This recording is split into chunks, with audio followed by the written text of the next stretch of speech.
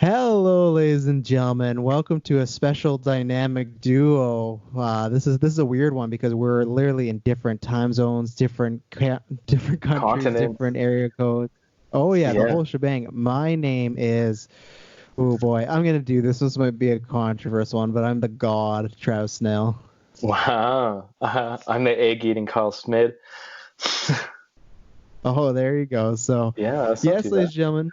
Yeah, as we talked about when Kyle was in town, we're going to be doing a dynamic duo kind of comeback in 2020. It's going to be myself, Kyle Smith, and who's on right now, and then Liam Grogan. This is a nice little test run because, like we've talked about before, right now, what time is it where you are, Kyle? It's 4:14 p.m. Okay. It's Yeah. 9:14 p.m. over here, so we got a whole 5 hours difference. Yeah. So Well, that, I'm and then the a other day big ahead of thing. you. Yeah. Yeah, that too. You're a day ahead of me, so it's weird. You were watching Watchmen on Mondays, and for me, it's Sundays. Yeah, it's really weird.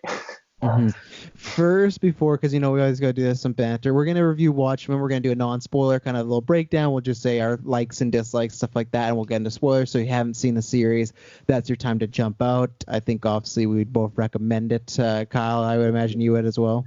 I would highly recommend this series if you're into this type of things. Yeah, so I'm Yeah. excited to talk about first. We always got to bust balls. I gotta start with what's the deal with your Skype name, Kyle? Skate Kyle. Aren't you RK 101 or something like that? So I'm yours is not RKO much better. 101. Yeah, yours is not much better. I just used to skateboard a lot back in middle school, so that's about it. I used to RKO lots of people in middle school, so Wow, did you really? I won't say a lot. I said there's definitely a couple, but it's not like an assault. Like it was a sport. There was one big RKO I did. I was pretty pleased with myself. It was off a jungle gym. We used to have Oh, these I don't know, kind of like poles where you'd swing, and they're like made of there's like a middle one, and then they had arms like a spider to go to the ground. So we'd always do this like Royal Rumble where you'd be climbing and you try to throw each other off or jump off. My two biggest ones were, one, there was like three guys on one ladder. I just jumped off the top onto them. I lost, but it was worth the sacrifice. And then the other one is I RKO'd somebody off. So worth. yeah, but the problem was eventually they put lunch monitors there, and then the game was over. Oh, sure. hmm And you know what was also over? What? Season 1 of Watchmen. Wow, what a great segue you got there. Yeah, so that's what's gonna happen. We're gonna do the non-spoilers. Kyle, I'm gonna let you take. I'm gonna give you the floor. You talk about first. Tell the fans about your experience with just like Watchmen as an IP in general. Like obviously you're gonna tell the viewers, but you've read the graphic novel, seen the movie. But just tell like, your likes and dislikes, and how did you feel about the series, kind of going through and then to the end of it. And like I said, just non-spoiler. You can spoil stuff of the old stuff, but for this show, we'll keep it non-spoilers. Your just initial thoughts and breakdown, and the whole shebang. You've done this a few times. Yeah, not a problem at all. So for me, I think I read the book before I watched the movie, to be honest, the comic book. So I really enjoyed the comic book, to be honest. I think it's probably one of my favorites, and I thought it was just so interesting and kind of more of a detective storyline, which is what I really like, and I think that's why I like a lot of the Batman series as well too. So just going from there, if you really like, I guess it's just very detective and kind of just trying to figure out different situation, what's going on. You're just following not just one character. There's multiple characters going on, and a lot of their lines and how they just eventually connect. So that's kind of like mostly the bulk of the stories, I guess. I don't know how you describe it, like a hmm synopsis. But then then I watched the movie afterwards and really enjoyed the movie. I think some people have some issues with some of the characters, but overall, I think I forget her name. What was? Malin Ackerman as Silk Spectre. Yeah, I think so. Yeah, she's Um, a little lower tier. yeah, but still really enjoyed the movie. I think it was one of the Zack Snyder's, like one of his greatest movies that he's made as hmm well too. It's really up there. So when he was when he made Batman versus Superman and all of that, like I was pretty pumped just from watching that, and also 300 as well too. So kind of just like that dark and gritty. greatness of what he did. But obviously we watched BVS and what That's happened another with it. tale. That's another tale. But otherwise, like if you're into this Watchmen series, if you enjoyed the movie or if you enjoyed the comic books or both, I highly recommend this TV show. Overall, it was such a great continuation of what's happened before, and I really want to dive into it. There's not much more I can say without spoiling, but I think the characters, the actors and actresses were amazing in this as well too. Just the writing was really good, and there's a couple of production things which was kind of cheap, but I think overall they did a really good job, and even the set pieces and the music was just phenomenal. So I can't really say too much more than that. But what do you think yourself, Travis? One question I was going to ask you in the most non-spoiler way possible. Just give me a yes or no, and then we'll get into more in spoilers. Do you want a second season? Because that's been a big debate online as, we should go forward and see some more stories in this world, or it was kind of a perfect follow-up to the Watchmen graphic novel, leave it at that. Where are you in that camp? As much as I'm kind of like the same thing with the Joker as well too. With I can't remember something Phoenix. I think Joaquin. Joaquin Phoenix. I think I just want it to end like this. I think it was perfect. As much as I want more, and I think it would be still really good, I just don't know where else they would go from here. Towards the end, there's a big plot point, and I don't want to really see a continuation. I think it ended on a good note and kind of mysterious and keeps you wondering. So as much as I really want a season 2, I think it ended well how it is. Yourself? Yeah, so I am somebody that's on record saying with Joker I'd really like a fault. This one I'm kind of more in the camp that I'm fine either way. With Joker, I'm like, I think there's more stories to tell. We go this way, that way. With this one, I'm kind of like, if they have stories to tell, great. But if not, this was just, to me, I said this on social media. I don't ever want to use the word perfect because there's no TV or song or anything that's perfect. But like this season was near perfect of TV. I have not felt a single season this good since the Breaking Bad days. And I've loved lots of stuff like Game of Thrones. Yeah, lots of stuff like Game of Thrones, etc. But this reminded me of those moments where you're just having moments where you're cheering, you're laughing, you're scared for the characters. There's a few times in the finale last night I was literally on the edge of my seat. I was like, oh my God, what's about to happen here? And that's a great thing because with TV shows and movies, we've seen so much. We're going into 2020 in a few weeks. We've seen so much of TV and movies, and it's hard to be surprised nowadays, which is funny talking about certain characters and time and surprising, but that's how I feel sometimes. It's just like, we know how this is going to go. We've been here before, especially in the superhero genre, right? So that's true too. Yeah, and this season, if I haven't already spoiled it, I loved this season. I was I won't say worried, but Watchmen is just such a special thing. You get a little nervous on how they're gonna follow it up. And honestly, I'll be honest I'll be honest that there's a great English for everybody out there.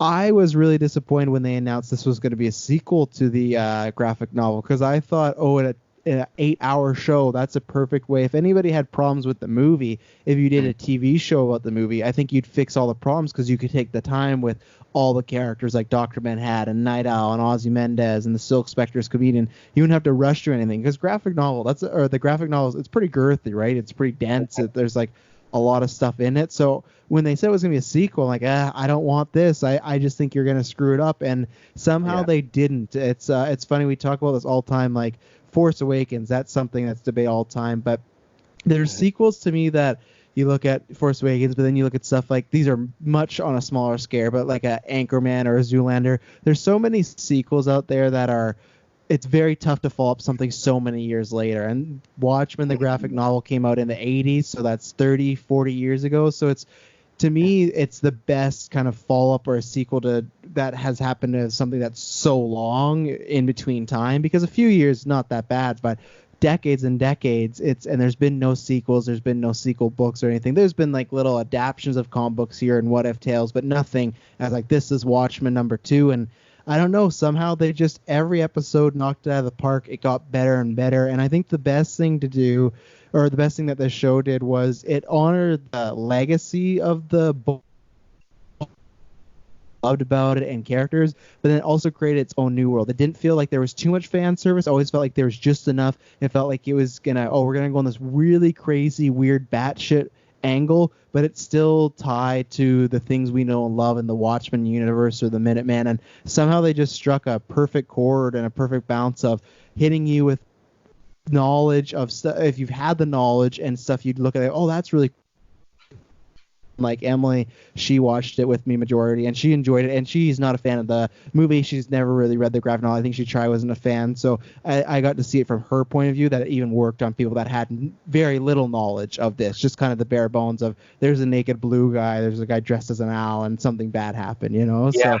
So I think it did really well as standing on its own, but then building upon the past, which it's really tough to do that. We talk about all the time, like with Star Wars. Force Awakens is, lots of people say that's the reverse. They say, oh, it was too much of this, it was too similar. And this has similar beats and sort of alluding to Watchmen at times, but I think they just do it in such a fun, clever, new way that they really made something special here. That's why I won't use the perfect word, but I use the special word, because they really did a good job for a show that I was really doubting. And every week I was excited to watch, and every week there felt like there was a big reveal. It felt like you could not miss an episode. And some people, if they're listening to the Mandalorian reviews, which go check those out, I should pimp out Rise of Skywalkers this week, so check out that review if you like that Star Wars. But it's Mandalorian for me has been, it's only 8 episodes, and every time I watch it lately, I thought, we're not making the use of time. I think there's a saying that goes something like leaving no fat on the pig or no meat on the pig, and that's what this feels like, where they knew, hey, this sounds morbid, this felt like they went to all the writers and they're like, after the show we're going to kill you all. 9 hours of TV, make it the best, most consistent, tied together TV you can, and they did that. It's just they left nothing untouched. Every minute count. Never felt like there was a filler episode or scene, especially when we'll get into spoilers, the finale.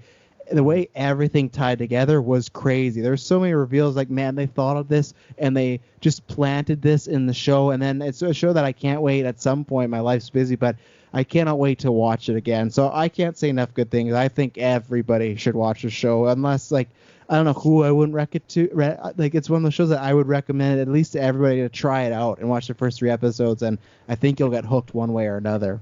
Yeah, I think. What are your thoughts for the viewers if they could just jump into watching the TV series, or should they do a bit rereading? Let's read the comic book and the movie, or just read the comic book or just the movie type thing. That's tough. You can still hear me, right? Pardon? Yeah. Okay, no, I thought I had just had an audio thing. That is tough. Yeah, I think if you're a fan of comic books, I think to like the show the best is to read the graphic novel. I don't think you have to see the movie. I think the movie, I'm with you. I really like the movie. At one point, I think it was like a top 10 comic book movie. There's just been so many that have come out that are great that have kind of bumped it down for me. But yeah. I think the movie you don't have to see. But if you don't like reading, if you're lazy, if you just have problems reading, any of the reasons above, then watch the movie. You'll kind of get the idea. But the show is a sequel to the books. That's the problem with the movie. They do change some things, and that doesn't correlate in the show. So I'd say you'd watch the book. You read the book, and then you watch the show. But if you're not even a big comic fan, that's where I think you could go, kind of like almost what you do with the movie. Yeah, it was based on the graphic novel, but I think lots of people would watch a show, really enjoy it, then go read the graphic novel, and then come back and watch the show again. So I think you could do either or. I think the best experience is watch them all, but it's the same way I think like an Endgame or Infinity War, where there was many people that saw those movies that hadn't seen every MCU movie, right? But there's also a lot of people who, like, just before Endgame came out, they binge watched all those movies that came out on Netflix or whatever way possible, and just so they could understand what's happening in that last finale movie type thing too. So yeah, exactly.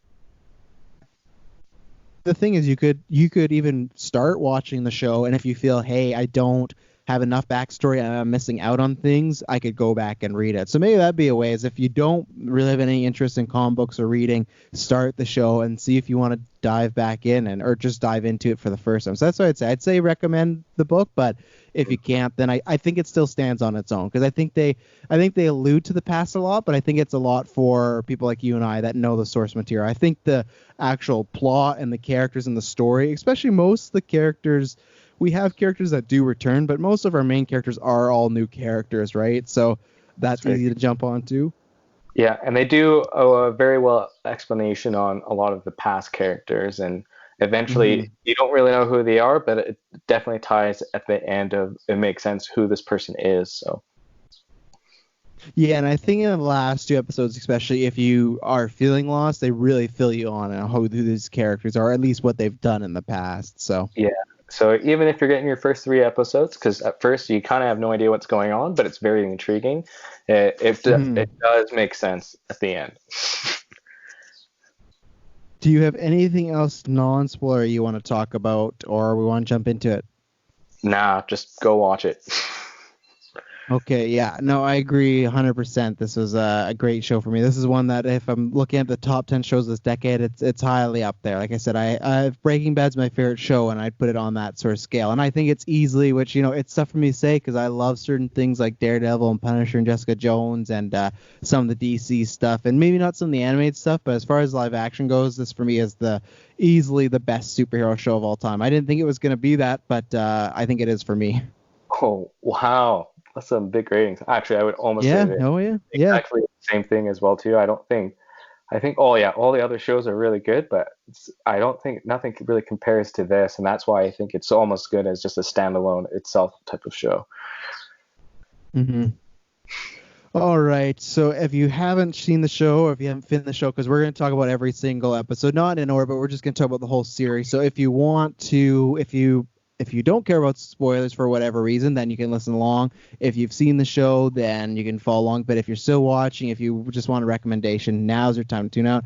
3, 2, 1. So Kyle, where do you want to start? What do you? Let's just start this. What was for you the most shocking moment of the entire series? I guess for me it was finding out who Dr. Manhattan was. I think kind of the whole. I know they dropped a lot of hints, but for me, once it was revealed, which was like more closer to the end of the season, I just couldn't believe like how they incorporated that. I think that was the biggest shocker for me. Otherwise, like when I was just watching, I was really confused of like where this was going, and I think once that kicked in, it really started like the show really ramped up and it started connecting a lot of dots. And I think for me, that's kind of the biggest shock there. I don't know. How about yourself?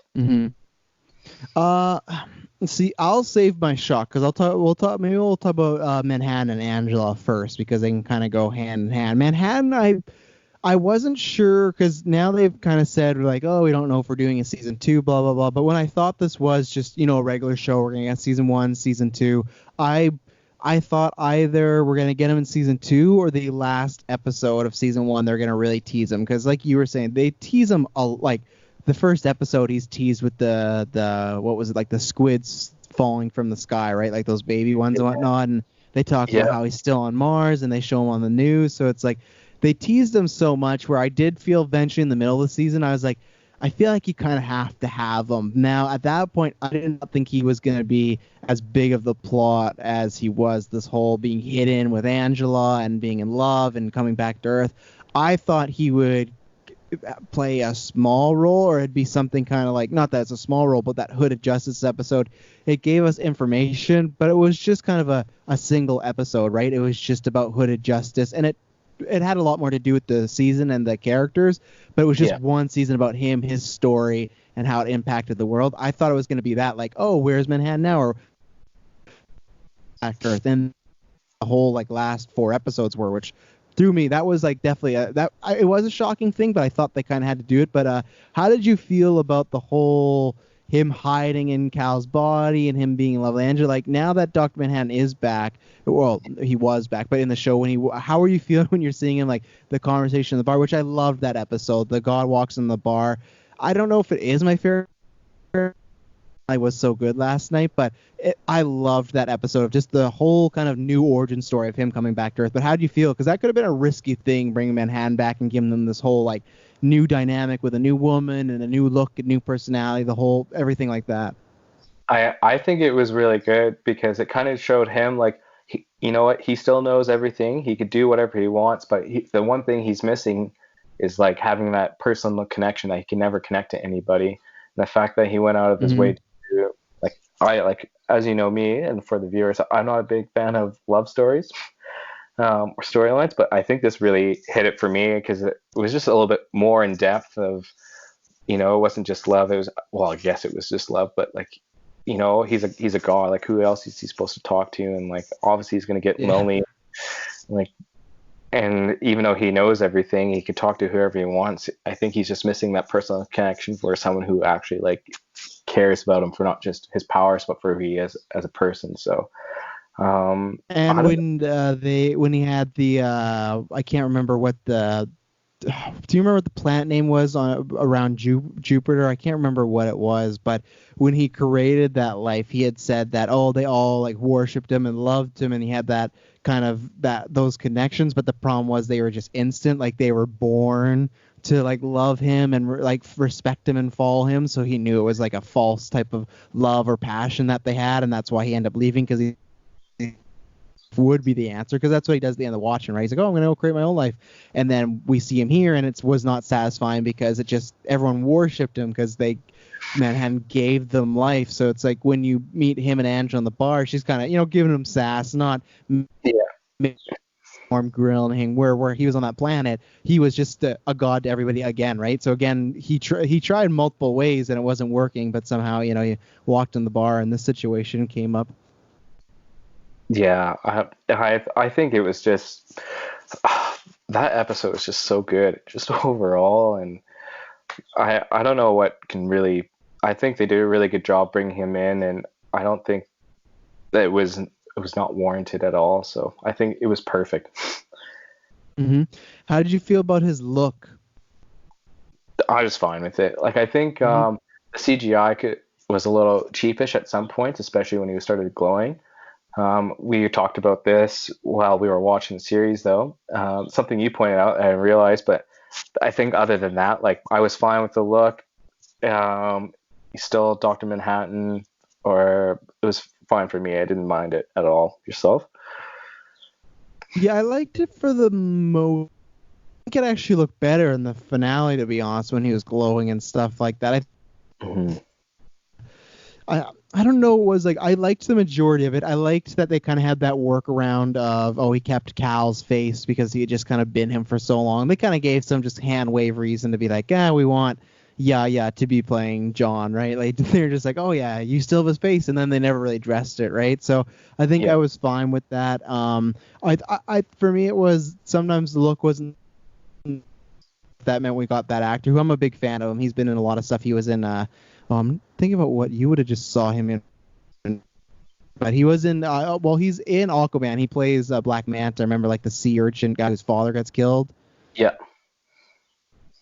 Yeah. So he's in that, and I'm a big fan of him. He's kind of like a big up and comer. So when I found out, because I'd figured in the episode when she was talking to Angela, being like, "Oh, you didn't ask who he was," I'm like, "Oh man, Yaya's gonna play John," which I wasn't sure.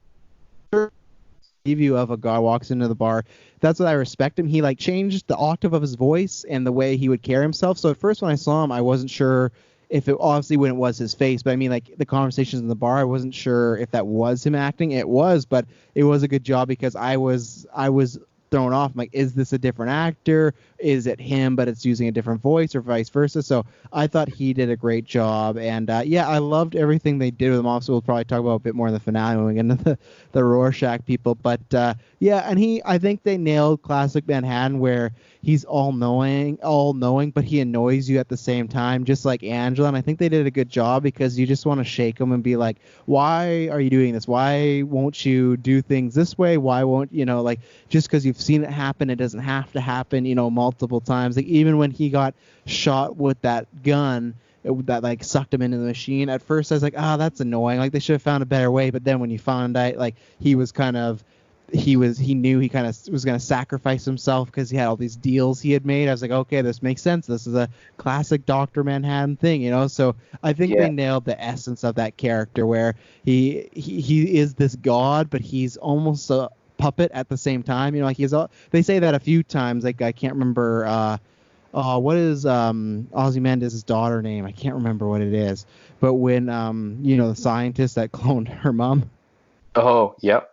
Yeah, like she says it and someone else says it of like he had all this power and he did nothing, you know. And I think that's a good example of Dr. Manhattan, because I think so many people would look at him and think, oh, you could do anything, but he really couldn't, because to him he felt like he was on this destined course to do whatever was put in front of him. So I think they really nailed that out of the park as far as the characterization of Dr. Manhattan.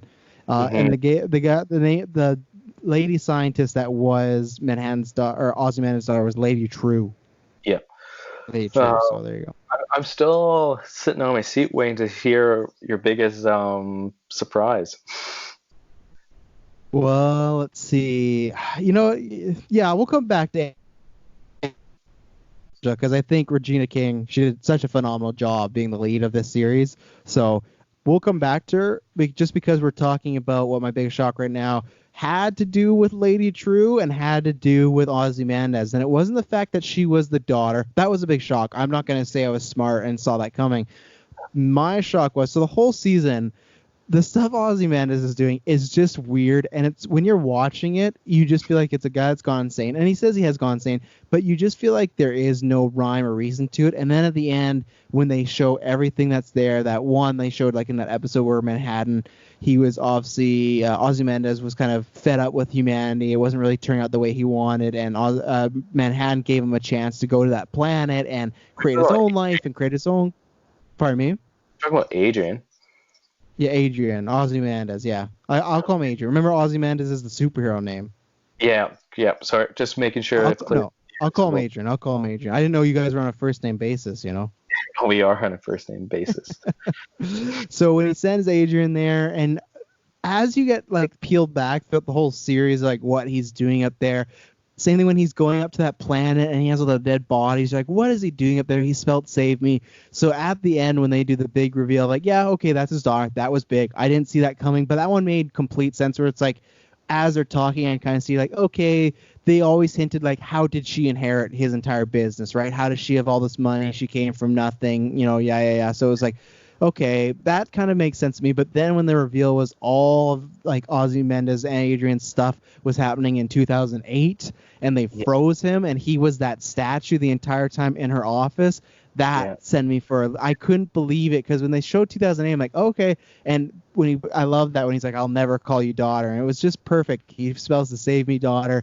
And I love that. I think it was like episode 2 or 3 when Angela was like, why do you have a statue of Ozymandias when he's old? And she just kind of gives some reason. She's like, oh, it's just, I thought he looked better that way, or something like that. Like something you just think, okay, that is odd. But then it's revealed that he's actually in that statue, and everything we watched of Adrian was in 2008, 10 years before the show happened, and he's been frozen for 10 years.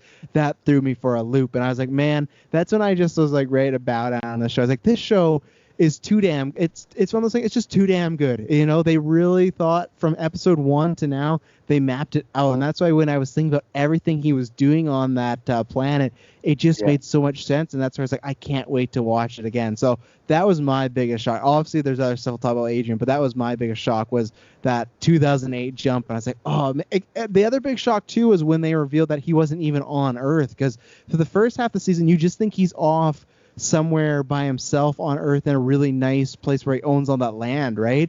And then they reveal he's cloning people, and I was like, oh, okay, this is a little weird. And then killing people because they're clones. Like, oh, okay, even more interesting, but okay.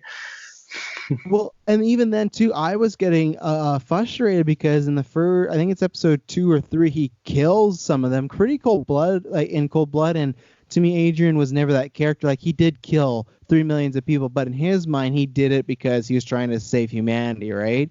Yeah, and that's where, for me, I was like, I don't buy, and that's why I was like, okay, maybe he's going crazy, but I don't buy the Adrian we know from the comic books and even from the movie, but that he would just be killing people randomly, kind of for bloodlust. But then it made sense that, oh, these are just clones, and they'll just come back the next day. Like that weird cloning process too, when they're babies, and he put them in that little like chandelier thing and spun them around to like make them grow faster. So everything with Adrian was weird, but that reveals.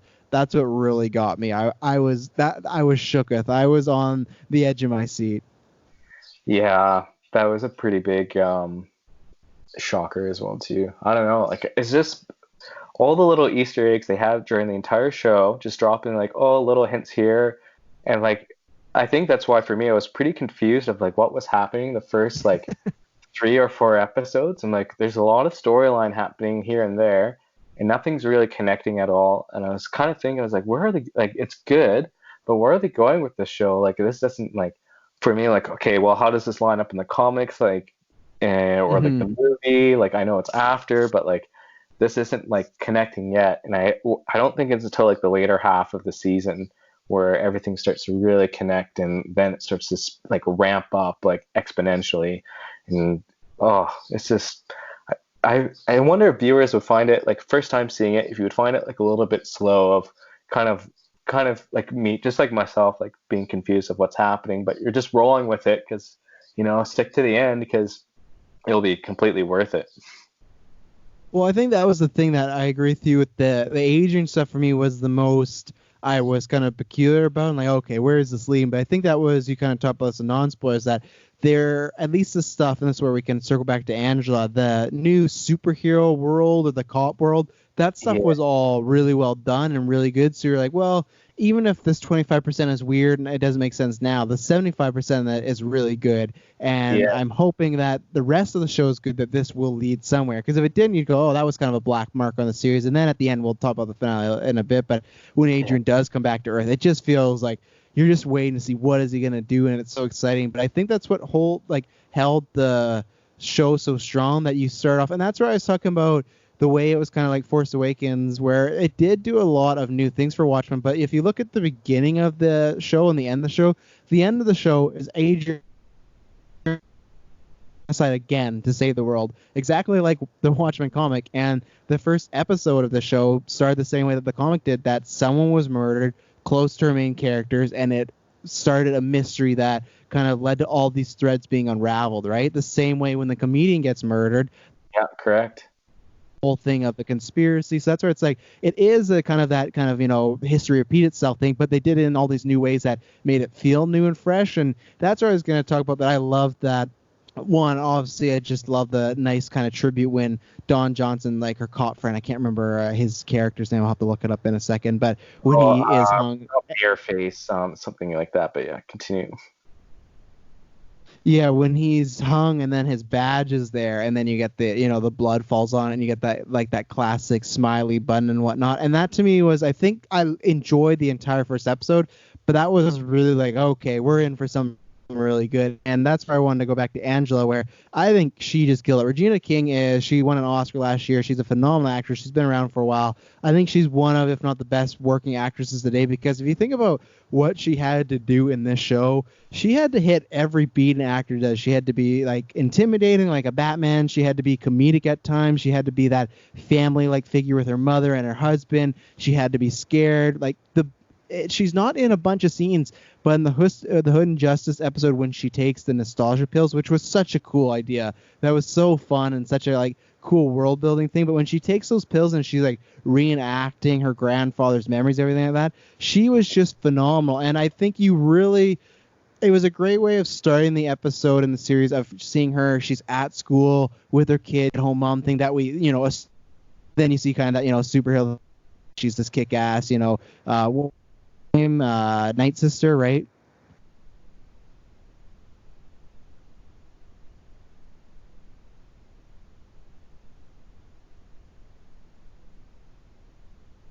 Hello? Hey, sorry, you just cut out. I couldn't hear you anymore. Hello? Oh, did I? Oh, sorry. I'm back now? Yeah, I think so. Okay, I was saying her superhero name was Night Sister, right? I didn't get that, but keep going. No, Angela, I was talking about, I was trying to figure out her superhero name. That was Night Sister, correct? I believe so, yeah. Yeah, with the hood. So I think they did a good job that first episode Sister Night. really establishing the world. What was it? Sister Night. Sister. I just had it backwards. Damn it. But excuse me. But I think they did a good job of really making you care for that character. Obviously, they set up that too. The two things I thought was good is one, her friend gets killed. Obviously, you get revealed later that he's part of like a new KKK and he's a really bad guy. But you didn't know that the first episode, and then two, you just got established that she had been attacked by these people, and that's why she wears this mask, because her life was at risk and her family was at risk. So what did you feel about Angela, because she was obviously our main lead and she took us through a bunch in this series? I think she did a stand-up job as well too, just kind of following how going through the whole series. Even just like right at the beginning when you kind of see this double life that she lives, that she's going from was it at her kids like, oh, like what does your mom do? She's like, oh, I own a bakery Yeah. type thing, and kind of like realizing she's living this double life. So I thought, like, for her as an actress, she had a lot to work with, as you know, you have to go through like acting like you're one person, and then all of a sudden, like, as you go along the season, like you start to learn more and more, and she's gonna have to like have definitely some struggles, like as you said, like one of her main friends died and she's pissed off because he died, and she finds out her grandfather kills him. It's like, why did my grandfather kill this man that I enjoy so much? And like it was, i I have to just like give props to the writing and to the actress of just doing such a good job of like really conveying this confusion. And like I felt like I was just as confused as well too. Like I didn't feel like she was going over the top or anything. Like it's exactly like the feeling you would get going through that. So like I don't know what she did to get to be able to do that role, but like it was just incredible. Yeah, no, I agree 100%. She killed it. She did a standout job, like you were saying. And I think that was important because she was, obviously there's tons of stories going around, but she was the lead and she was kind of a lot of the pieces tying everything together. So I think she did a great job, and especially where she ends up too. It's just even her where she's uncovering a mystery. I didn't think that. Like I said, once they said that thing about Dr. Manhattan, I was like, oh, okay, she knows that it's Cal, or she's hiding him. But when the series starts, I don't think that she's hiding some big secret, But as viewers, we didn't get to know this whole time she's hiding Dr. Manhattan. And I'll never forget that moment when that episode where they're kind of revealing Dr. Manhattan. She goes into the kitchen and Cal's like all concerned. He's like, what's going on? Blah, blah. And she just kitchen and she has the hammer and she just looks at him and just says, what's about to happen, we've been waiting for this. And he's so confused, and it's one of these that I trusted the character, but I felt so scared because I had no idea what man and why is she about to do it. And then obviously they reveal Dr. Manhattan's in him, but even those moments where I feel like even for 2 minutes it's almost played off like she's villainous and we can't trust her, she pulled that off well. And like I said, I was scared when she walked out of that kitchen with that hammer. Yeah, like you're just watching that and you're like, wait, is she evil now? Like what's happening? Like I had to go back, like, did I miss something? Like, nah, like it's just like I think she just did a really good job. Just like, hey, like, remember we talked about this? And he's like, and then even the actor who played Cal, he's like, oh, what are you talking about? Like, what's going on? Like, what are you doing? It's like, it wasn't an accident. What do you mean it wasn't an accident? And just like let it happen. Like it was nuts. Oh, it's just the great lengths they've gone to this is just incredible. Even just like the little icon that that Dr. Manhattan has with the circle, Mm-hmm. with the dot in the center, like was kept keeping him all together. Like I thought that was just so sweet. Oh, I don't know how to explain it. It was just so good. I agree. Yeah. So I wanted to ask you next about. Oh, did you want someone to go somewhere?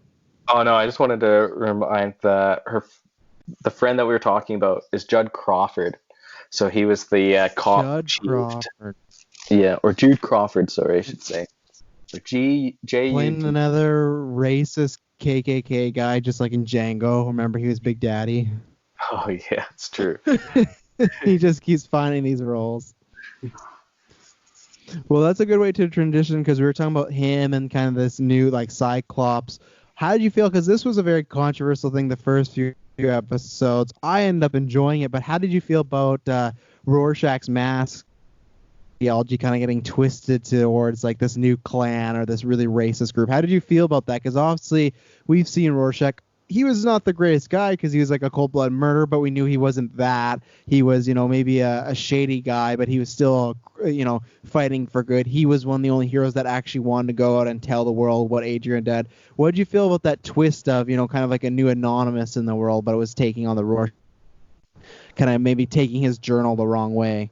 Yeah, I think at the beginning I was kind of confused of what was happening because of just reading from the comics and from the movie as well too, of him being like obviously again anti-vigilante, but at the same time like I didn't know where they were taking it. And I guess that's the whole point of the show, is that you can't really look into it too hard at the beginning, and you kind of just have to just take it as it is, because it just explains itself more towards the end of the purpose of this new Cyclops group, and they're using these masks because the cops are using masks to hide themselves, and it makes more sense. I think at first I had a bit of a problem with it, but I think I just accepted it, and that's what they're just using it. It's just another way of a mask, and just time is ticking. So now it was tick tick tick tick tock tick tock.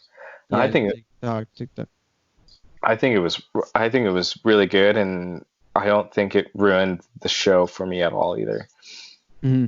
No, I agree. I think at the beginning I understood why some people were a little mad. Obviously, there's some people that were just mad for the wrong reasons, but I think that with him, it made sense because we've even seen that. Obviously, it's a bit different of situation, but we've seen something like the V for Vendetta mask, like the Guy Fawkes mask, become like the anonymous like logo, right? And it's because it's similar things to taking down a rebellion. So lots of people were like, oh, well, Rorschach, he wasn't a white supremacist. He wasn't this, he wasn't that. But that was the thing where this the wrong people got his journals and read into it. And because the guy's not there to say what he means, they took the wrong stuff from it or think that he meant something and twisted it. And I think that's the thing I forgot to mention, non-spoilers, that the show is very timely, but it's timeless at the same point, because how many, like in the news all the time, especially you look at something right now, especially in America, how much news gets twisted by both sides, whether you're left, right, or somewhere in the middle.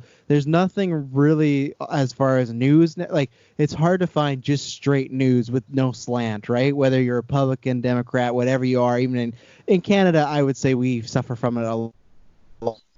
Of course, we see all the time on Facebook, we see some Trudeau, like, some sort of like what would it be, quote, and people twist it, and even vice versa. I'm saying both sides do it, right? And that's the thing where it makes sense that these people would get this journal where the guy wrote all this stuff and his manifestos and talking about, and it's the funny thing because they are right in a sense that they have the truth. They're right that Adrian, there is this big conspiracy follow-up, but they use that to justify them doing, like when Rorschach's talking about like cleansing the world, I never took it as, oh, he's cleansing the world of people that aren't white, but that's how these kind of white assholes take it, right? And I just thought that was very realistic of, it sucks to see like a character you like get twisted that way, but it's like that happens in life all the time to things and people and to icons and symbols and everything like that. So again, like I said, it's very timely, but we've seen it happen many times. So I thought they handled it really well.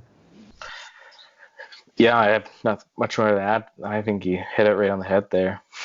So I wanted to ask you this because I think this was a big episode, and I obviously want to throw to you because I'm a man that's as white as if you go to the store and you ask for the whitest paint can, that's going to be the color of my skin.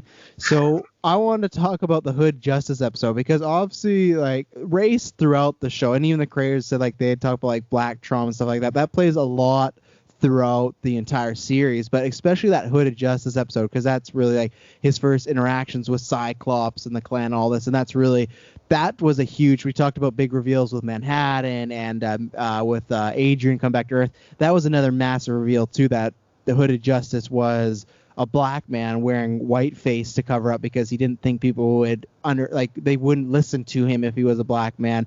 I want to get your thoughts on that episode because if people don't know, Kyle is a black man. So if people think, why is Travis throwing to him and saying all this? Because I am white, as like I said, snow. But Kyle, you have a lot. So like I know from talking to you and talking to other people, you guys have a lot more experience in the items that I can never have. So I want to ask you about that episode and how was that for you? Because like I said, for me, I'm always still learning. I am, very privileged. I've never had anybody do anything to me because I'm looking like white can. I just kind of get looked over, well, people might miss me if I'm like standing up against the wall. They'll walk right past me. That's the only thing that sucks, But other than that, how did that episode, like, how did that hit you in the whole series? Because that's a big theme, right? Is race and race wars and everything like that. So I'll throw it to you now. I think I like to start from the beginning, because when you're watching this show, you're kind of confused because you sort of realize that this is like a different utopia, like almost like this is not the current world that we live in right now. This is his own converted world of what if this was the situation. And I thought it was a very interesting take of how they were going about it. It's like, I was like, okay, well, there's a lot of like, what's with there's all these black families, and there's just like really these random white folks, and it's almost as if like the I guess the color people had a little bit more power than the white, and the white kind of got pissed off because it's like, oh, well, why do you have more power than us? Because even like, when they're first showing the kid watching the film, and it's like a black sheriff on a horse, and it was like something that I've never really seen before. So for me, like, it was I really like attracted to this whole like thing, because it's, growing up in society where it's always like, oh, the good guy's always the white, like, or like those cowboy movies, it's always the white sheriff type thing, or saving the day type. And I thought it was just a cool idea how they went about it. And then kind of more towards, how he's becoming hood of justice is, like sometimes, it is kind of like that, where you have to like almost like pretend, like, obviously you see, I think they did an amazing way of portraying it. It's like, he's not getting his way, no one's listening to him, but if he was this other person, all of a sudden someone starts listening to him, and that's how it be like that. As dumb as that. Well, even then they do. Yeah. Oh yeah, and then even then they do that where he's a superhero, and he's like, even though he is like hiding his face as white, some of the other people know, not all of them, but like the main, like Mr. Metropolis, he knew that he was a black man. But even then, when he's talking about the things he wants to do, because he gets brought in and they're like, we need you on the team, we really think you could be an asset. And then when they bring him in, they don't really listen to him, they kind of put him to the side, and it feels like he's there to, even though he's white to the public, he's just there to be another superhero on the team, where he says, I really want to stop this, is important to me, and there's people in danger in his community, because like that's how the hood justice happens, right? Is where he's walking down that street and he just sees people getting beat up, and he's finally sick and tired, and he does something about it. But even when he becomes a superhero and he's still like pretending to be a white person, they don't even, like, especially Mr. Metropolis, he doesn't even listen to him. He just, oh yeah, we'll get to it, or you do it by yourself. And that showed that it didn't even matter if he was a superhero, he didn't get any more leverage than anyone else would. That was a different colored skin. Yeah, like I really enjoyed that theme that they went on about, and I think that was like something that I didn't really expect coming out of this TV series at all. And I think, I don't know, it was just, that also was very well done too, and kind of the way they portrayed that. And I hope people can kind of get a sense of how that character felt, because I don't know, for me, it's like I understood, I felt that, and I feel, it feels like that sometimes in real day society. So I think they did a really good job of that, and hopefully, the viewers can really feel that as well too. And yeah. Yeah. Well, and that's where I'll continue just to end. Oh, sorry, go ahead. No, I had nothing else to say. Yeah. Oh, okay. Yeah. What I was going to end on the Cyclops stuff was that the other thing when they hit it as far as like how people can be really oppressed. The other thing I thought they really hit was the smugness, because that guy who was like the mayor or the governor, whatever, and he's part of Cyclops, and that speech that he gives to Lori when he's like, it's just hard being a white man in America right now. And that just reminds me of so much stuff we see of people just talking about how bad it is, and that they don't have privilege and everything like that. And it's just, and then I love the line where he's like, so why not try being a blue one? And it's just that so it's like him being white is not good enough anymore, because he feels that he doesn't have enough power, so he has to get the color of a skin that is literally a guy that's gonna, he wants to become a god now. And I think they hit that because like we look at so many people, and it doesn't even have to be politicians, just in the world, that act like that. And I think they did a really good job. And shout out that actor, because I'm sure he's not like that, but man, he played such a good smug piece of shit. You just just wanted to clock him that entire time. When he in the finale took off his clothes and he had the Manhattan like trunks, oh my goodness, I was losing. I couldn't believe it. It was so funny. But yeah, shout to that actor because he did a good job of just being like, oh, this piece of crap. And I was like, yeah, you're gonna get in that tank and it's not gonna go well to you. And it didn't. When she just opened that tank and just like parts of his brain fell out. Yeah. And then even like that, it was just like, then how like Dr. Manhattan then uses all like that liquid because it seeps through like cage that's been done like to then transport in as like a medium. I thought that was really clever. Like I didn't think that would happen too. Like, I don't like how long did it take to write this? That's what I want to know. I'm not sure how many. I feel like it was announced maybe I'll like ballpark. I'm guessing maybe about 2 years ago, at least a year and a half, but 2 years ago. So they've been working on it for a while, and it feels like that because, like you said, just little stuff like that is so clever. It really works, and I think they did a great job. And even like I loved the death of all the Cyclops people when she Lady True has like kind of that deal that she kept up with Manhattan, right, and everything like that, and Hooded Justice as far as she's gonna get Manhattan's power, but she's gonna kill all these guys. And when she just they just take down all these lasers and evaporate every single one, and just that the judge's wife when she's like, you just gotta do it, you're gonna kill us, and then Lady True's like, yeah, I'm going to kill you. And then oh man, that finale was crazy. All the stuff that was going on like beat after beat because you got that Manhattan's dying over there, then you got like the water liquid or like the ice like the ice squids, the squids fall, and when she's standing there ready to come Manhattan, she just lifts up her hand and it gone right through her. And yeah, that like there was just so many moments where Gus like gets blown up and he walks outside the door and he's like half of his body is like burnt and the other and he kind of like adjusts his tie and then he dies. It was kind of like Lady True just like looking at her hand and it's like just kind of that realization. It's like this is it, and she just accepts it as well too. So. Yeah, no, that was a great analogy. I want to talk about, because we talked about him a bit earlier, I want to talk about Adrian in the finale, because he gets brought back, and I loved the dynamic that he had with his daughter. One, that just the origin of that this housekeeper snuck into his room, took his semen, and, like, impregnated herself, and it was just, like, it was such a weird kind of Watchmen thing where it felt so right in the world that I bought it. But I love that, he talked about that a few times in the season about having a worthy adversary. And he finally realizes when he gets back to Earth that it's his daughter. And I loved, again, that it was kind of like the first Watchmen where when he did the mass genocide, it was one of these things where it was a terrible work for a time, and this show worked for a long time until they on purpose stopped it so they could get Dr. Manhattan back, because she said like, oh, what if you made the clock start ticking, right? She kind of said like, what if we got the world back to being shitty? And so with him coming back, I love that again his kind of answer to save humanity was just, again, I gotta commit genocide. I love when he just looks at Lori in the looking glass and he's just, well, I hope you don't have anyone you love down there. And it was really interesting that same thing. I love the line when he's like, oh, she's a narcissist, she's all these things, and she can't have the power because she's just gonna start doing things for herself. And they're just kind of like, how do you know? And he's like, well, it takes one to know one. And that's why I like that.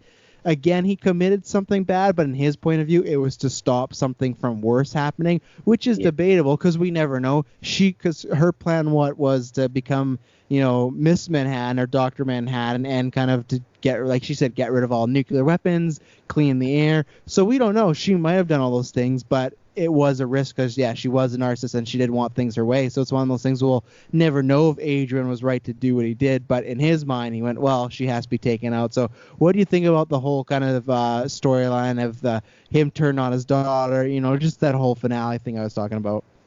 I think it was really well done as well, too. Like just kind of just going through the motions of just like how he spelt her, like, save me daughter with the bodies, and she like actually sending a ship to get him, which is still surprising, like you think she would be discouraged of helping him after she just said, or he just said, oh, you're not my daughter, you can never be my daughter, and just like really like, I came from nothing, so I had a whole bunch of stuff and then I sold everything that I had, and then came from nothing to have something now, and kind of try to make her, well, obviously she did the exact same thing as well too, because he didn't give her any of the funds or anything that she needed, so she had to start from somewhere. So I think it was a cool storyline of just like, hey, I'm like also just like you type thing. So I don't know, like I think Lady True, when she said, oh, it must have been really humbling to realize or to accept that I'm your daughter, but was it more of a, from Adrian's side, is it accepting that she was his daughter, or was like, I just need to get out of here, so this is probably the one Oh way that I yeah. get out. So I kind of have to look. Exactly. We'll never really know. Yeah. So I don't know. I think for me, it's probably more like that. Like he was just losing his mind. So I think he was hoping that, that would be the one way out. And obviously, like he still came out on top. Like he's still alive. He didn't die. And there's Lady True. She did end up dying. So Yeah. uh, I He guess is going to prison though, it looks like this time. I get. Well, did they arrest him? Yeah, I thought. because remember it was Looking Glass and Laura, which I love when because they're back at that like snow planet and Watchmen. And he's like, oh, I love that it was the Archie ship. Which one we never got an answer, which it's fine because I just kind of assume he passed away. But we never got an answer about what happened to Dan, because in Watchmen, Lori, and Dan kind of end up together, and we never got never found out if he passed away or anything like that. We do see at one point in the series she has an owl, so it kind of seems that, maybe he did pass away and she's taking things on. So that's one thing I wanted a little. That ship though, didn't they? When they were chasing the Cyclops through the Yeah, it was. the plane. It was used. I think it was like a similar one. Yeah. Oh, okay, yeah, wasn't the exact. But yeah, they do, because remember he's doing his big speech at the end about how you can't arrest him, he saved humanity, and then Looking Glass just like knocks him out in the head with some sort of metal object or a trophy or something. Yeah, so they did, and that's where we'll talk about it in a bit, but I think if they did do a season 2, like I said, I don't think they need to, but you could have some of those episodes about like the literal trial of Ozymandias / Adrian Veidt about how to get away with it, what's the fallout, because you'd feel like even though he was like, I like the line where he's like, well, what we could do is when he was on that planet, he was doing his own trial of what happened, and like all that weird stuff, that probably just portray as that's exactly what happened, except for him saying screw you and he gets out like no problem. He actually ends up going to jail. Yeah, and then probably not farting in the court like he did in that episode. Yeah, which was hilarious, but yeah. But no, I agree, because I felt that was him kind of, because he is like, he feels guilty and he feels like there's been a trauma what he went through, right? Like he did it, but he's not like, oh, I kill all these people. He feels bad about it, and that's what that whole episode was. That trial was about him put in jail and like getting his little minions to punish him, because no one else could punish him because they didn't know what he had done, right? The world just thinks he's Ozymandias. I love when the guy goes, when he's buying the newspaper and the guy's like, yeah, we haven't seen him in 10 years. People think he went in the woods or the jungle and became one with the apes. And he just looks at me just like, that's one of the most like stupidest things I've ever heard. He's so offended that people think he's just like this jungle man. Like, on Pluto or whatever planet on Jupiter this whole time, which sounds even way more outrageous than in the jungle. Yeah. And then but that's why I like that whole trial was kind of like him coming to Jesus in a sense, like getting punished. Like the one moment when they're just walking by and they're just like smashing tomatoes in him. It's just like, this is just so embarrassing and just gross. But it's like he deserves it, right? Because he's like, he's a terrible guy who did something. So that's why I think in season 2, you could do it, but we've kind of seen that I think it would be similar to that. I think in season 2, if they did it, would just be more about the fallout, because when he goes, oh, well, you can't do this because Reagan knows about it, and he goes, or Lori's like, oh, we can arrest presidents too, but I still think it would go deeper, because don't you think if someone like Lori knew about this too, she would have to go to prison, like knew about the original Watchmen massacre? That's why, like, Adrian had a good point. It's like, you can't be serious because you knew about this whole time and now you want to hand me in. Like, you're just at fault as I am at this point, because like you could have arrested me at any point of time and now you decide to change your mind. Like, seems a little weird. And like for Lori just to say, well, things change, like that, it seems like a little weird. Like, I don't know why you would just like, well, times are different now, so you're going to jail. Yeah, I I didn't. think because she said you weren't jiving with that the whole way. No, not really. Not for me, anyways. See, the only reason why it worked for me was just because he goes something like, "Oh, I stopped the world from ending," and she goes, "You know what? People keep saying that the world's gonna end, and it never does." So I think that if you look at her when she was younger, it happened, and everyone told her, "Oh, Adrian did it because the world was gonna end." And now that she's older and a bit more seasoned, she's been through life, she sees that that was maybe just talk, and that was maybe just to let Adrian get away with what he did because he did it again. Lots of people are dead, and I think she just this time at an older age goes, it helped, but is it really going to save everything? No, because look at the original Watchmen, that happened, but then what happened? Cyclops was a thing, Lady True was a thing, so at the end of the day, these threats still rose up, so it's the thing of no matter what, there's going to be shitty people, and you're just going to have to fight them. So I think even if she were to go to prison, I think she would honestly go to prison if it meant he's going there too, you know, and because that's the thing, there's no proof that she knew, it's just her word against his, where he has a recording of him admitting to Ronald Reagan that he, you know, did the whole giant squid thing. So technically you could have her play innocent, right, and go, oh, I didn't know. But if in my head can I go, oh, she probably would have to land that nail too, just because she was there. Hmm. Yeah, and I definitely. want to ask because you oh, sorry, go ahead. Oh, I was gonna say, like, definitely just.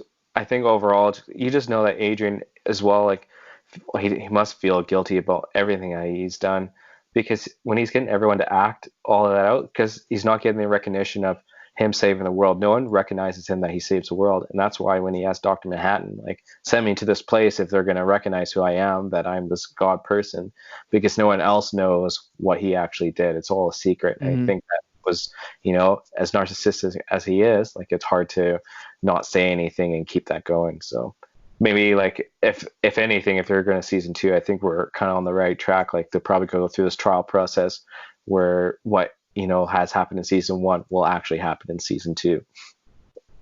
Yeah, and just like a more real world, like see the fallout of it and everything like that. You'd probably get like a new president reelected because Ronald Reagan in this, or not Ronald Reagan, sorry, Robert Redford has Yeah, been president for 30 years or something like that. ridiculous. I wanted to ask you because you kind of touched upon it there, and you had said this a few episodes ago in the mid-season when she was introduced. I take it you were not a fan of Lori this season, were you? I think I, th- I think she started, like, getting a little bit better for me, but at the beginning, I just didn't like the way she talked, and like the way she kind of just became this very know-it-all.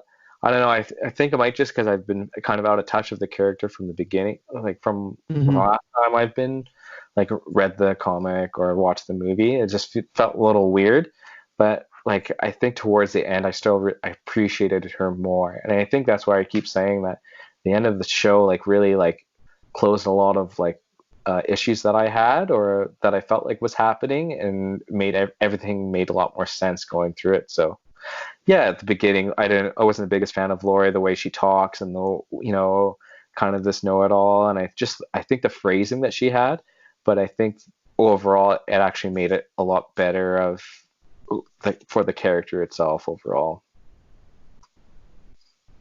Yeah, fair enough. Yeah, see, she was some of that from the instant she was on screen. I really enjoyed her because I'm a huge detractor of Malin Akerman in the Watchmen movie. I think she's the weakest part, and I think to me she never played Lori right. She just kind of played her as bratty, and I think you're right. She is kind of a know-it-all, but that's kind of the way that Lori to me. That this character. There's people that are assholes in movies and TV shows. She's always just been like kind of a stuck-up bitch sometimes, But I liked that it was like she portrayed her as a powerful stuck-up bitch who was still smart, where in the Watchmen movie I never got that. I thought she kind of went with the flow and was just a little whiny, didn't really think for herself that much. So I liked this. I loved her episode quite a bit. When I feel like that's when we really first started getting the Dr. Manhattan kind of alludes. Like, I loved all her phone calls to him. That was really fun. It was strange, but I liked her having like the weird blue dildo vibrator thing, because it just shows that again, like classic Watchmen. Like, these people are,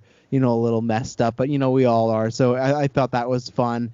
The only thing that I'd say was just a perfect season because always that. The only thing I was disappointed, I wish we kind of had a scene of Angela and Laurie talking about Dr. Manhattan after Laurie had found out. Obviously, it's weird because the finale, we didn't get much after, right? Like, she's with Adrian and she's taking him to prison, and then Angela's back with her kids. So I don't know when you could have had that scene. I just wish there was something maybe that you could talk about that later. But I just thought because Laurie obviously was a big love for John at one point of his life, and then you had Angela, who was his wife and married to her for 10 years or spent 10 years with her. So I thought that was going to be a bigger thing because how we got introduced, kind of reintroduced to Dr. Manhattan was Laurie phoning him all these times, talking about the past and talking about these jokes. So that's the only thing. I don't have any problem with the acting or character. I just wish that maybe we got a little interaction because I was just thought, oh, this is going to be very exciting. Even when she saw Manhattan again for the first time, I don't think it was as big of a deal as I was hoping about it because they made such a big deal about her maybe missing Manhattan. I didn't feel that when she had saw him. I felt she was shocked, but I didn't feel there was much more. I think there was so much going on that kind of went to the wayside a bit. Yeah, I didn't really think about that. That's a really good point. Even the connection between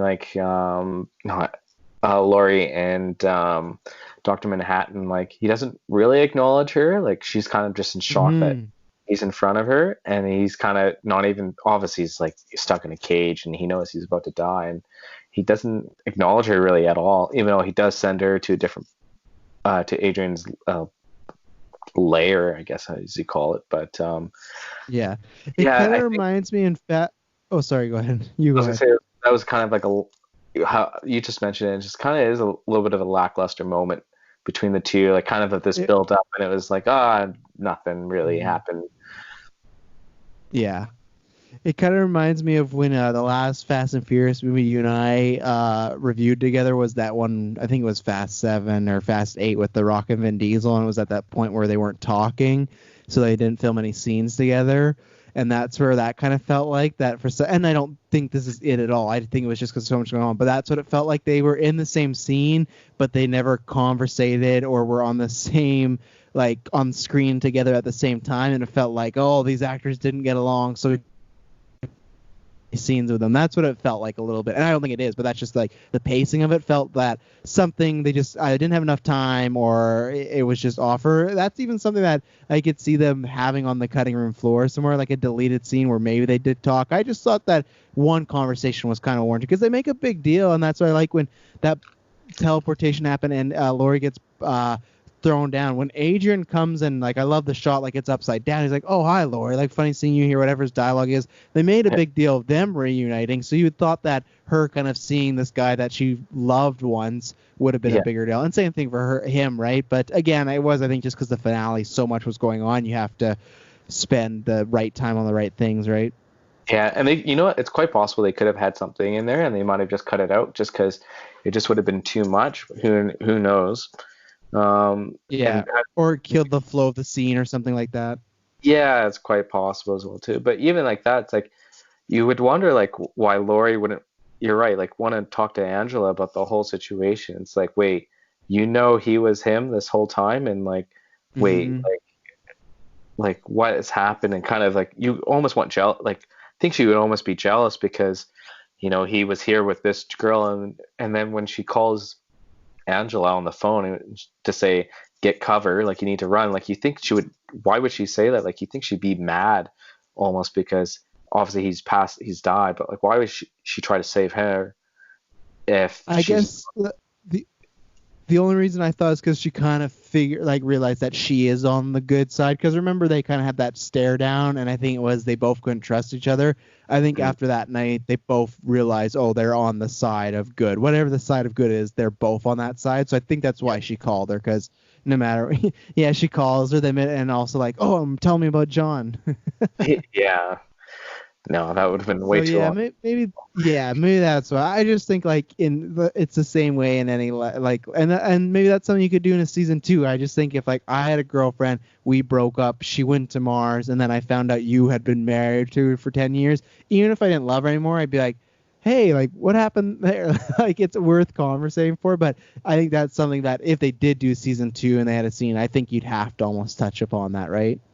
Oh, 100%. There's no way you could just leave that alone. And And then it would almost be is Lynn Laurie like figuring out that Angela has now these powers and type thing. Who knows? Or if Angela has these powers, like we don't really Well, know. that's look at that for a transition. That's what I just want to talk about because we're talking about season 2 and possibilities. Obviously, they leave us with that Inception-like ending, right? Of like, oh, she's gonna walk on the water. Can she? Can she not? And I think obviously, if you do season 2, you have to answer that. So that's part of the reason why maybe you don't do a season 2. But what would you do? Which is so funny if you should Google it, like, or it might even be on IMDb, like the Watchmen poster for this show. Everyone said like all these bastards because if you look at the poster, she's blue on the poster.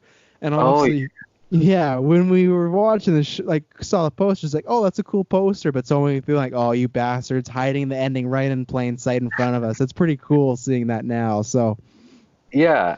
Actually, just looking at the post now, it totally like all these little yeah. hints. And she's on the clock. It says it's time. So it's pretty well done. It's just this. Oh, it's giving me goosebumps right now just talking about it. I'm not And even that's the joking. thing where oh yeah, no, it's so well done, right? You look at it, you're like, these guys are so good, like these guys and gals, everyone that did it. And that's the thing with the season 2. That's where I think maybe a negative for me is it would be cool to see her with these powers and see them learn, but I do wonder the two things of, and maybe just one thing of, would it be too repetitive of what we see in Dr. Manhattan? And also, I think part of the reason that Angela is a great main character is because you got to see her struggle a lot. You got to see her go up against the odds. If she has these powers, I feel like that kind of takes that away. I feel like if they did another Watchmen show, like a season 2, she almost couldn't be the full-on main character, just because I don't know exactly what you do with that character. And maybe that's why you do the show, maybe because like, oh, this is a challenge. How do you do how, like, we debate that all the time, right? People debate, can you make a Superman movie nowadays about a guy who's just all nice and has these mega powers, right? Is that relatable?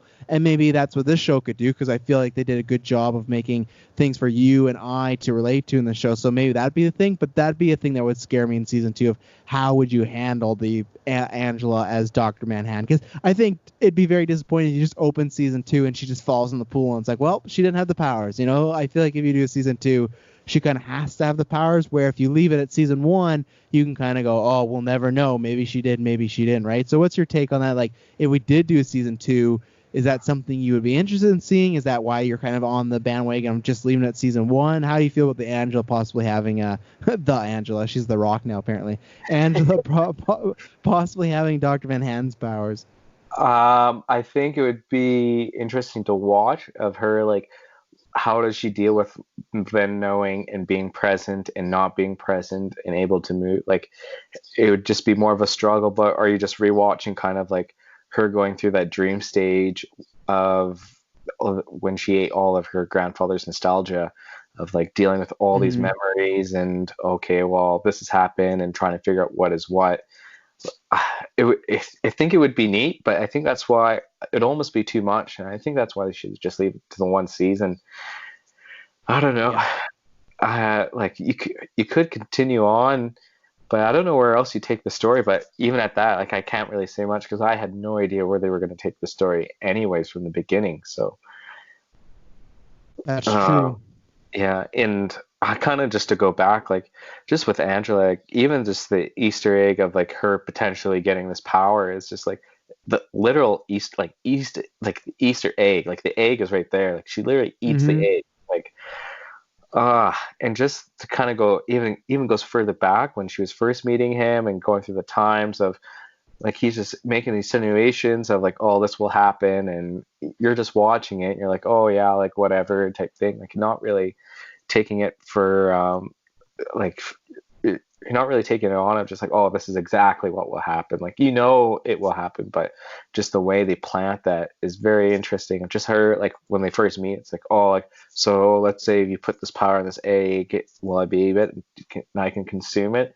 It's like at that time I didn't think of, oh, like that would actually happen, but now looking back at it, it's like, how did you not see this at the beginning? Like, I think that's why I was just so surprised by who it was this whole time because of all of these, Mm-hmm. hints that they drop. Well, I think the other two things, just from the egg standpoint, which is good, is one, in that conversation, I love when they're talking about the, oh, I love you. How do you know? Oh, I just do, and everything like that. And she's like, oh, there has to be a moment. And he's talking about classic Dr. Manhattan, like, I don't see time the way you do. And they start talking about the chicken and the egg scenario. So that was one thing I thought of. But then also the thing, just to take it full circle, when we first meet Angela, what is she doing? She's in the classroom, the kind of bring your mom, dad to school day, and she's doing that whole thing with the egg yolks, right, where she breaks it and she's teaching the kids how to separate the yolk from the white and everything like that. And it's just like this full circle. The first time the first time we see this character, she's teaching just basic cooking things about an egg, and then it could possibly lead to the last time we see this character is her eating a raw egg, getting the powers of a mega god, and it's just this writing. Well, and these are things that I've just thought of overnight. This is a show that easily, I think, once like Christmas dies down stuff, I want to watch again from start to finish, because I feel like there's going to be so many things that already we're picking up, but so many things that we're going to pick up. So many articles are going to come out like, oh, look at this. I just feel they really did a good job of mapping out and really making, like I said, that's why I said in non-spoilers, there's no filler. Every scene, every second counts in this. And that's where I can't wait to watch this again, because it's just, I feel like you're going to pick this up like, oh, I know this now, or even just simple as one again, knowing he's on some planet in Jupiter in 2008. Something you would have never thought episode 1. You just think, oh, he's just on this nice piece of land, So, or even then, like those clones are the first 2 people that Dr. Manhattan or John saw making love, and it's just such a weird thing. But it's just another layer to this very complicated yet fun story called Watchmen. Yeah. I think blew your mind with that egg one, right? I know. It's just like this whole, like, just talking about it is just giving me goosebumps, and like just going through the whole season finale, and like my housemates are just watching, like, are you okay? I was like, you have no idea what's going on. This is nuts. Like, freaking out. Like, and kind of just to go back, I think if I were going to rewatch it, I almost would want to reread the comic book, or I probably would want to reread the comic book first and then watch the series to see other Easter eggs that I've missed, because it's been so long since I've read the comic book. So that's why, like, that's true, yeah. As a viewer, or like if you're thinking about watching it, like I know we said that at the beginning, it's like I probably would read the comic book and then watch the movie and see how all these little things interconnect, and you're like, oh, okay, like this makes more sense. Like, just like the newspaper stand is that the original young kid at the newspaper stand from like the comic books that is now there, like the older black gentleman that was in it? Like, I'm pretty sure that's. Although I think he died, remember? Because New York had that explosion. Oh, right, yeah. Yeah, unless he made it, but I don't think he made it. Or that's still like an applaud to like the comic books of kind of keeping that. Oh, 100%. It's a tribute to that. 100%. Yeah. So I think I think that's why if you read that comic book, you appreciate this TV series that much more. Mm-hmm. Is there anything else we haven't touched on that you'd want to? I think I've hit all the major characters, major notes that I had, but if there's anything now, speak now or forever hold your peace. Did you say, I can't remember, were you saying you want them to do another season 2 or not? Like, because I think more as we've talked about it, I'm in the camp of I don't think we need. I'm probably in the camp of kind of reverse Joker, like I said, where Joker, I want this one. I'm more in the middle, but I think that I lean towards no, we don't need it. But I think if we have it, I think kind of what I pitch is, I think maybe there needs to be a new main character, or maybe Angela can come back, but you can't follow her for the whole time, because like I said, I don't know about a show starring Dr. Manhattan, like 9 episodes of her having that, unless it is her learning the powers. But I think that could be pretty basic, generic superhero stuff, right? So I think if they did it, they'd have to, same thing, do it in this world, but almost treat these new characters like they treat the legacy characters, of them popping in and out of the story. Because I think there is lots of fallout, but at the same time, if I had a gun to my head, I'd probably go no, but if they announce season 2 tomorrow, I'll be there next year watching it. Yeah, true enough. Anyways, in IMDb, for the writing credits, Alan Moore is one of the original guys still. He was part of the writing of this. That would make sense. I think, no, he just gets credit because they use his characters. Oh, do you think? Mm. Yeah, that's why. Yeah, he doesn't. I don't know if he's seen this, but I know like the Watchmen movie and V for Vendetta. He's always like, "This is awful. I don't like it." So he always hates the stuff that was made. So yeah, that's why. It's the same way George Lucas still gets writing credits on the new Star Wars movies because they're characters that he created. Yeah, fair There you enough. go. Fun fact of the day. Well, the more you know.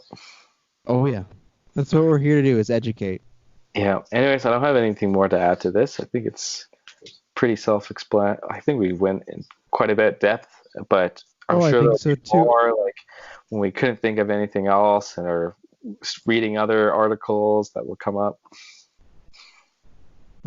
I'll ask you one final question, and you don't have to if you don't want to. But if you had to give this a number 10 the entire season, what would you give it?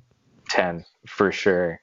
I think for me, as we talked about earlier, it's like a TV show that I haven't, you know, liked this much, and it was so well written where there's stuff that you've never seen coming, and like how you said is, I think you hit it as well too. Is like I've never been so pumped for a TV show like Breaking Bad. Like I thought that was kind of like the best TV show there could ever like up there with that and The Wire. So even with this, like just the themes that Mm-hmm. the show hits and the direction they go through, and I think it's the acting and is really well done as well too. So there's not really much more you can add.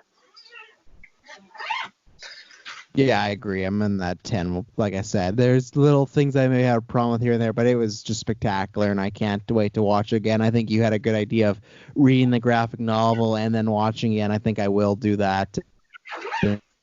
And I'll throw in the Zack Snyder movie because I don't have to, the ending's different, but I can in my brain go, oh, I know what the real ending is for the show and whatnot. So I Yeah, think, I think they just did a great job, and I think HBO, obviously some people, including myself, and I think you had lots of people had problems with that Game of Thrones finale, but it shows that HBO still can put out some really great content, and this just feels, like I said, we're near the end of the decade, and this is somehow just as the decade's closing out, jumped up to one of my top shows of the decade. I think because Breaking Bad, technically it started in 2008, but and in 2013, it's still kind of my top show for this decade. But I think at a solid number 2 is this one, and especially too though, if you were to go just take one single season from any show, I think there'd be a big argument to make this number 1 for me as well. Just like one season, not the show overall, because this season was just so damn perfect. So yeah, 10 for me. It was a great show, and it's had a fun time talking about it because no one else has watched it. So I'm glad you could join me and talk about this because I've just been waiting to be like, because even Emily, she's watched along, but it's like she doesn't know like, oh, I have to be like, well, this means this and this means this and this guy used to be here and this guy, it's just like it was good yeah. to talk with you who knows about like kind of the lore of it. Oh, So agreed as well too. Like I know, like I think you're the only person that I know who's watching the show as well, and I know we're trying to get Liam to get on to it, and he's like, oh, I'm not gonna mhm. watch until they all come out. It's like, man, just start watching it now because you're gonna have a lot to catch up on. Yeah, and you just don't want to be spoiled, right? That's the biggest thing, like especially now. I feel like most people when they watch it, they'll know Dr. Manhattan's in the show, but when you're watching it the first time, going like, is he gonna appear? Is he not? If he is, where is he? How's he in the story? Where now it's like, if you go watch the show, everyone's like, oh, I heard Dr. Manhattan's in it. And it's not as big as an impact. It'll still be big the way you do it because it's a big reveal, but it's just like this is a show I'm glad that I didn't wait for and I was watching week to week because it really delivered. Yeah, and I think the only other thing is that it's not really hitting mainstream right now. Like a like, how this whole like Baby Yoda thing and this whole Star Wars, like even like kind of going through Instagram and Twitter, like it hasn't really hit the meme world at all. So I think it's just kind of it's a really good show that may not really hit that well in mainstream media yet. So I think it's I think it will catch on. I think it will over time. yeah, I think it might be underrated at this point, but after a while, hmm you're right, once it catches on, I think he'll get a lot better. But I kind of enjoy what we have for right now. Yeah.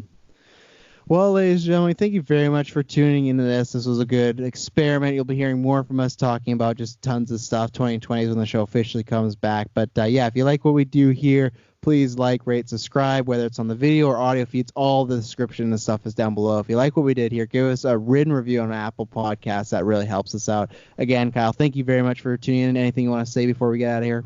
No, It's not. I had nothing else to say. It's nice, 32 degrees outside, so I'm Oh, sweating. lucky you. Don't even. It's snowing here, so I don't want to hear about it. I like the snow, but it's like, it's cold, and I got to deal with it. Now I have a driveway, so I got to shovel it, and oh. Anyways, thanks for the chat, Travis. We'll talk to you later.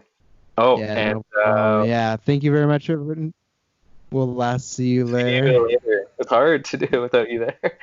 Oh, 100%. It's hard. There's a little delay. Hey, you still there? Yep, still here. Okay, yeah, no. Yeah, let me just, before I